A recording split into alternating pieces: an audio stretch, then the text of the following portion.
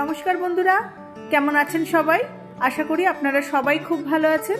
তোফাস রান্না বান্নায় আপনাদের সবাইকে স্বাগত জানাই।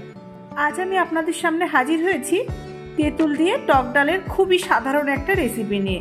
ঘরে থাকা সামান্য উপকরণ দিয়ে এই রান্নাটা খুব সহজেই তৈরি করা যায়। আর তেঁতুল খাওয়া আমাদের স্বাস্থ্যের পক্ষে খুবই উপকার। তাছাড়া গরমের দিনে এক বাটি টক ডাল ভাতের সাথে খেতে যে কি সুস্বাদু, মাছ মাংস কিছুই লাগবে না। তাছাড়া নিরামিষের দিনে টক ডালের সাথে আলু সিদ্ধ, আলু ভাজা অথবা যে কোনো একটা ভাজা দিয়ে সমস্ত ভাত খাওয়া হয়ে যায়। আর খেয়েও যেমন তৃপ্তি লাগে আর স্বাদেও অমৃত। চলুন তাহলে দেখে নিই টক ডালের এই সহজ রেসিপিটা তৈরি করার জন্য আমি নিয়েছি 1 কাপ মুসুর ডাল। আর মুসুর ডালটাকে আমি খুব ভালো করে জল দিয়ে ধুয়ে পরিষ্কার করে নিয়েছি। আর লাগছে এখানে আমার কিছুটা পাকা তেঁতুল। আমি প্রথমেই গ্যাসে কড়াই বসিয়ে দিয়ে দিচ্ছি খানিকটা জল, আর একটা ঢাকা দিয়ে জলটাকে আমি একটু গরম করে নিচ্ছি। দেখুন জলটা আমার গরম হয়ে গেছে। আর আমি এর মধ্যে পরিষ্কার করে ধুয়ে রাখা মুসুর ডালগুলো দিয়ে দিচ্ছি।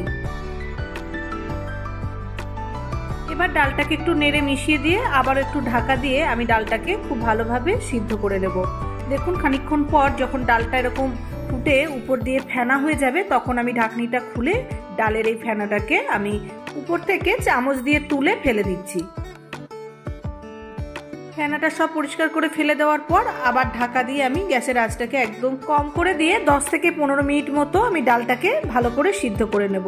এমনিতেই মুসুর ডাল সিদ্ধ হতে খুব একটা বেশি সময় লাগে না। ডাল খুব ভালোভাবে সিদ্ধ হয়ে গেছে। আমি তবুও একটু হাতা দিয়ে ঘুটে ডালটাকে ভালো করে গলিয়ে দিচ্ছি। তবে আপনারা চাইলে ডাল প্রেসারেও সিদ্ধ করে নিতে পারেন। ডালটা খুব ভালো করে ঘুটে একদম গলিয়ে নেওয়া হয়ে গেছে। এবার আমি এই ডালের মধ্যে দিয়ে দিচ্ছি জল। জলের পরিমাণটা আপনারা ঘন অথবা পাতলা যেমন ডাল খেতে পছন্দ করেন সেই অনুযায়ী দিয়ে নেবেন। তবে টক ডাল খুব বেশি ঘন ভালো লাগে না, একটু পাতলা হলেই ডালটা খেতে ভালো লাগে। এবার দিয়ে দিচ্ছি পরিমাণ মতো নুন আর হলুদ গুঁড়ো। নুন হলুদ দেওয়ার পর একটু নেড়েচেড়ে মিশিয়ে দিয়ে এর মধ্যে আমি এবার দিয়ে দেব তেঁতুল। আমি এখানে নিয়েছি কিছুটা পরিমাণে নতুন পাকা তেঁতুল। আর তেঁতুলটাকে ডালের মধ্যে দিয়ে দিলাম। আবার নেড়েচেড়ে ডালের সাথে তেঁতুলটাকে মিশিয়ে দিচ্ছি। তেঁতুলের পরিমাণটাও আপনারা আপনাদের স্বাদ অনুযায়ী দিয়ে নেবেন। আমি একটু টক খেতে বেশি পছন্দ করি, তাই তেঁতুলের পরিমাণটা একটু বেশি দিয়ে দিয়েছি। যেহেতু এটা টক ডাল, তাই ডালটা একটু টক টক না হলে আমার মুখে আবার একদম ভালো লাগে না। তবে আপনারা আপনাদের মুখে যেমন টক ভালো লাগে সেই অনুযায়ী তেঁতুল অল্প অল্প করে দিয়ে একটু টকটা দেখে নেবেন। তেঁতুলটাকে ডালের সাথে ভালো করে নেড়েচেড়ে মিশিয়ে নেওয়া হয়ে গেছে। এবার আমি গ্যাসের ফ্লেমটাকে একটু বাড়িয়ে দেব আর ডালটাকে একটু ফুটিয়ে নেব। এখন তেঁতুলটা সিদ্ধ হয়ে গিয়ে তেঁতুলের টকটা ডালের সাথে মিশে যাবে। একটা জিনিস ভালো করে খেয়াল রাখতে হবে, ডাল ভালো মতো সিদ্ধ হওয়ার পরে কিন্তু তেঁতুলটা দিতে হবে। আর তা না হলে তেঁতুল একবার ডালে দিয়ে দিলে আর কিন্তু ডাল সিদ্ধ হবে না। ডালটা ফুটিয়ে নিয়ে কড়াইটাকে নামিয়ে নিয়ে আবারও আমি গ্যাসে কড়াই বসিয়ে দিয়ে দিচ্ছি সর্ষের তেল। তেলটা ভালো করে গরম করে নিয়ে দিয়ে দিলাম 2টো শুকনো লঙ্কা। আর সামান্য একটু নেড়েচেড়ে শুকনো লঙ্কাটাকে ভেজে নিয়ে দিয়ে দেব 1/2 চা চামচ সর্ষে।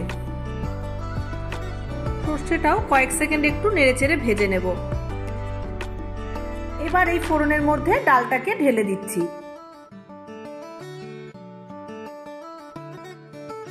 এবার ডালটাকে একটু নেড়ে মিশিয়ে দিচ্ছি আর আরো একবার ডালটাকে ভালো করে ফুটিয়ে নেব।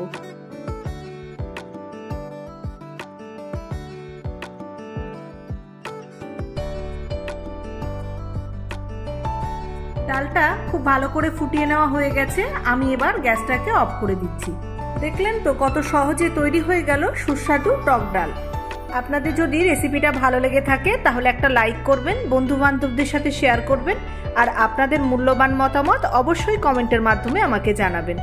আজকে এই পর্যন্ত, দেখা হবে আবার নতুন রেসিপি নিয়ে। ততক্ষণ সবাই খুব ভালো থাকবেন, সুস্থ থাকবেন। আপনাদের সবাইকে অনেক ধন্যবাদ।